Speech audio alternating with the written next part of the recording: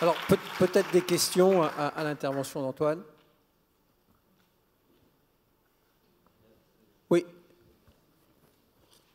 Oui, merci Antoine. Bon, d'abord une ou deux réflexions, hein. D'abord, je comprends que tu sois venu travailler à la FHF, parce que dans la fonction publique au Québec, il n'y a pas la sécurité de l'emploi, hein, si j'ai compris, hein. Deuxièmement, je suis content de ne pas être québécois, parce que j'aurais plus de travail, et puis d'ailleurs Didier Jaffre est à côté de moi non plus, hein. Enfin bon, plus sérieusement, deux questions.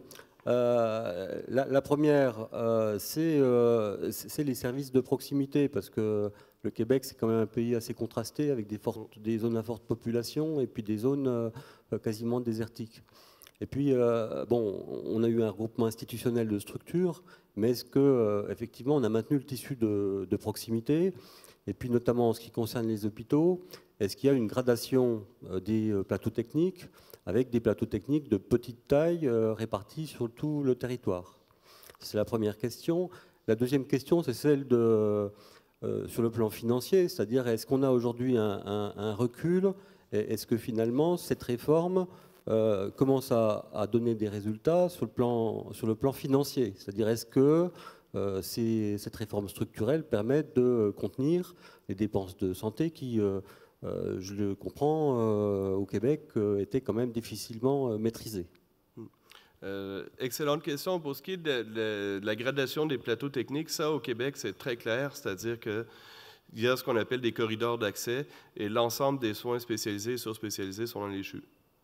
Donc, ça donne la gradation. Et donc, chacun, par exemple, une structure, un centre intégré de santé et de services sociaux de la Côte-Nord, par exemple, qui est à 800 km de Québec, va devoir conclure un accord avec le CHU de Québec pour donner des accès à ces plateaux et ainsi de suite. Donc, ça, on peut...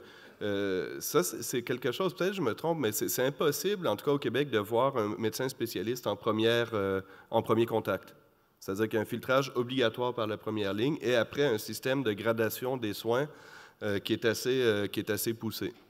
Deuxième chose, la masse budgétaire. Donc, c'est vrai que le budget de la santé au Québec était hors de contrôle. Est-ce que c'est de la faute des structures? Non. C'est-à-dire, ce qui a explosé, c'est les rémunérations médicales. C'est-à-dire que ça a absorbé, depuis 15 ans, sur $1, il y a 1 euro, il y a 70 centimes qui sont partis dans les rémunérations médicales, sans aucune augmentation de la productivité. C'est-à-dire qu'un médecin généraliste chez nous est à 260 000 $ en moyenne pour 6 mois de travail.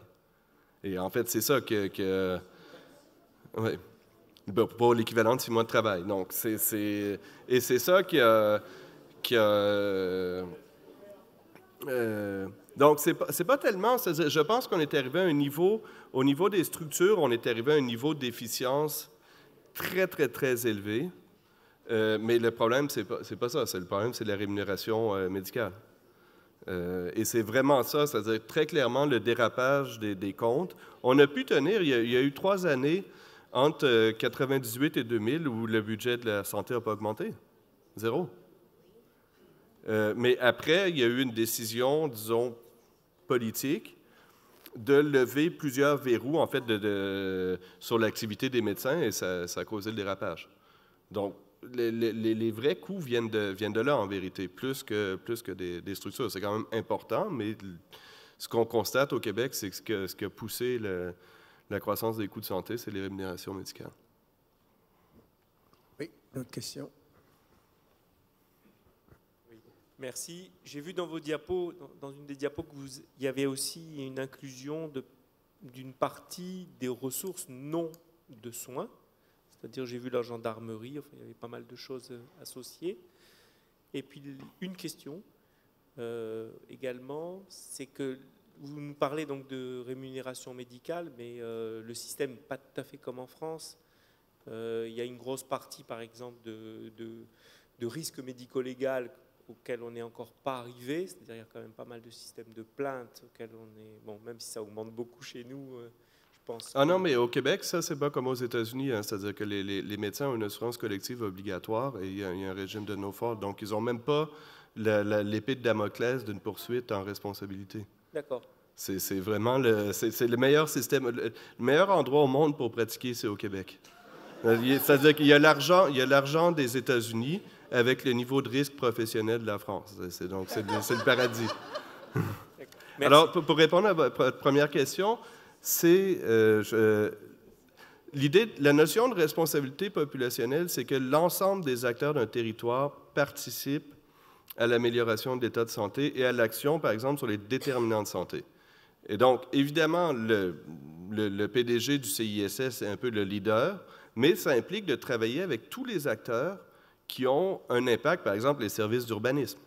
Tous les acteurs qui ont un impact sur les déterminants de santé ou sur par exemple, à Montréal, il y a toutes sortes de problèmes très spécifiques, disons, de population immigrée ou etc. Et ça demande vraiment des ressources spécialisées, c'est-à-dire des gens qui sont capables de travailler avec des Tamouls. Il faut être capable de travailler avec eux pour améliorer leur état de santé. Donc, c'est vraiment ça l'idée, c'est-à-dire que c'est pas... Il y a une fusion des structures, mais c'est aussi de rendre l'ensemble de la communauté d'un territoire responsable et l'ensemble des acteurs. Et ça, c'est le PDG du CISS qui est le leader de ça. Donc, c'est à lui d'aller voir les gens et avec ça, on peut le mesurer. Oui? Alors, une autre question là-bas.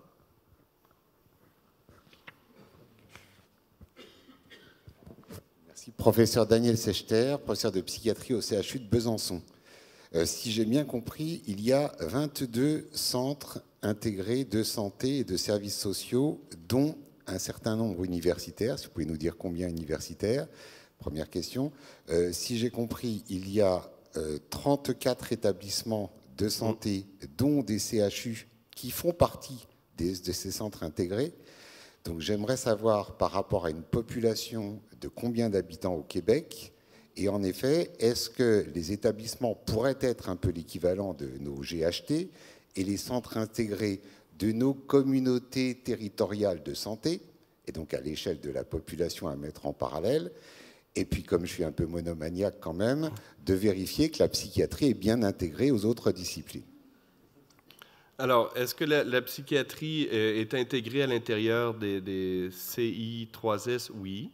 C'est-à-dire que, par exemple, il y a un hôpital psychiatrique à Québec qui est assez connu, qui est intégré au centre. Après, il y a des établissements qu'on dit non fusionnés, effectivement. Donc, par exemple, l'hôpital Sainte-Justine de Montréal, que vous connaissez probablement tous, lui conserve son statut parce que c'est un centre de recours très spécialisé sur les enfants, etc. Ou le Montreal Jewish Hospital aussi est non fusionné. Donc, il y a un certain nombre d'exceptions, ce qui fait qu'on arrive à 34.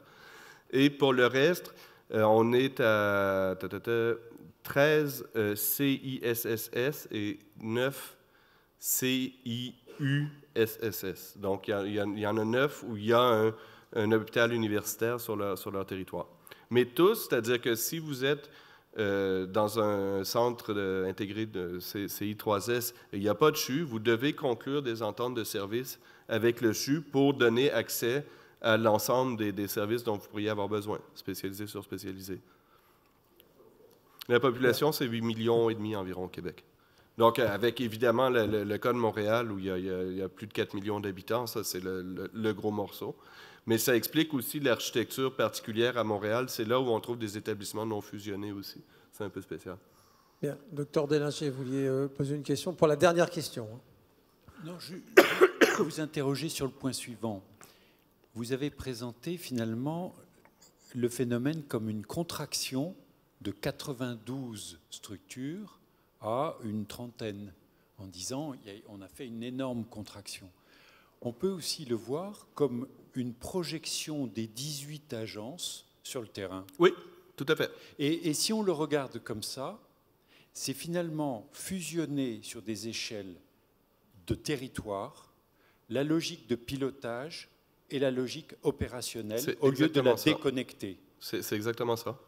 C'est-à-dire qu'au début, quand le projet de loi 10 est sorti, beaucoup de gens ont dit « mais on supprime les ARS ». Et en fait, quand on a commencé à y réfléchir un peu, c'était vraiment ça. C'est-à-dire c'est intégrer les ARS dans les territoires. C'est-à-dire fusionner les ARS dans les territoires. Mais c'est tout à fait ça, vous avez compris la logique. Bien, merci beaucoup. En tout cas, c'était très intéressant. On peut vous applaudir. Bien, il est prévu une pause et on reprend nos travaux dans un quart d'heure.